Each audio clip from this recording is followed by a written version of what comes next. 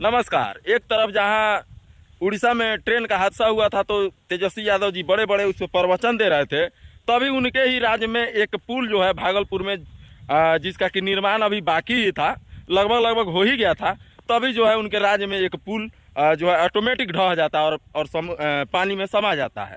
आप लोगों को याद होगा कि यही पुल का जो है वीडियो जो न्यूज़ कवर किए थे मनीष कश्यप कुछ दिन पहले, और उन्होंने चिल्ला चिल्ला करके बोला था कि ये जैसे पुल का निर्माण हो रहा है और जैसे भ्रष्ट इंजीनियर इसमें और ठेकेदार जो मिल करके लूट रहे हैं, तो ये पुल कभी ना कभी आने वाले 2-3 सालों में गिरेगा। लेकिन 2-3 साल छोड़िए, अभी मुश्किल से 5-6 महीना भी नहीं हुआ और जो है बिहार का ये पुल गिर गया। चलिए, मनीष कश्यप पे तो NSA लगा है, अभी वो जेल में है, अभी वो बाहर रहते तो शायद कवर भी करते, लेकिन मनीष कश्यप के मुद्दे पे मुझे अभी बात नहीं करना है।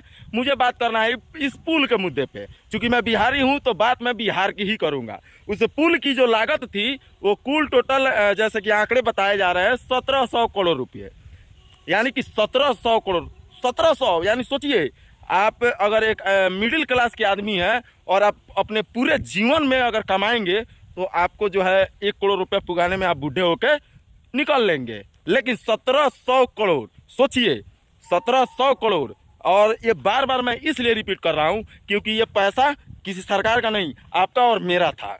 तो मैंने क्या किया कि जब से मैंने सुना कि 1700 का पुल हमारा जो बिहार में जब ढह ही गया, गिर ही गया, तो मैंने गूगल पे सर्च किया कि जो ये पुल है ये बनता तो टैक्स के पैसे से है, लेकिन बिहार में आखिर कितने लोग जो है इनकम टैक्स, रोड टैक्स वगैरह वगैरह सब कुछ भरते हैं।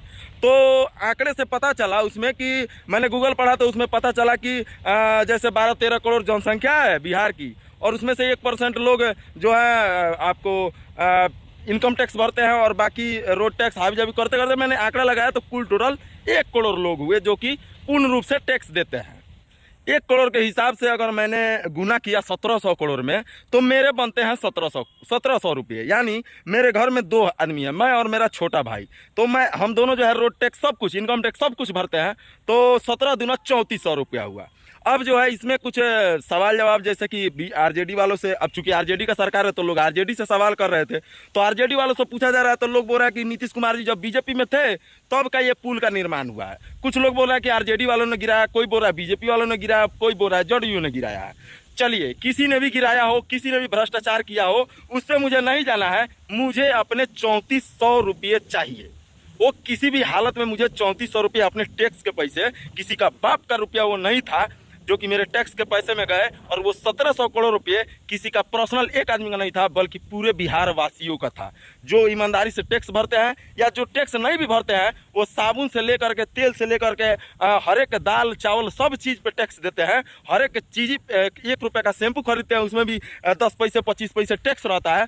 तो सारे बिहार वासियों का पैसा है। अब बताइए, ये लोग आरजेडी और बीजेपी करके आपस में कुत्ते बिल्ली की तरह लड़ रहे हैं, लेकिन हमारे टैक्स के पैसे का क्या, इसका कौन जवाब देगा? बताइए। अगर मैं गलत हूं तो आप लोग कमेंट्स में अपनी बातों को रख दीजिएगा कि मैं गलत बोल रहा हूं या सही बोल रहा हूं, लेकिन मुझे मेरे 3400 रुपये वापस चाहिए, नहीं तो मैं रोज रोज जो है इस चीज़ का विरोध करूंगा। रोज पुल के बारे में मैं एक नया वीडियो बना कर डालूंगा जब तक 3400 रुपये मेरे खाते में या मेरे हाथ में नहीं आ जाते हैं। और उम्मीद करूंगा हर एक बिहारवासी अपना हिस्सा मांगेंगे, अपना जो हक का पैसा होगा वो मांगेंगे। क्योंकि ये लोग टैक्स लेने में कहीं कंप्रोमाइज नहीं करते हैं। तो ये पुल गिरा तो गिरा क्यों और किसने गिराया, और जो इस चीज़ के लिए, सच्चाई के लिए आवाज़ उठाता है उसको जेल में बंद कर दिया जाता है। बिहार में नहीं, बिहार से बाहर।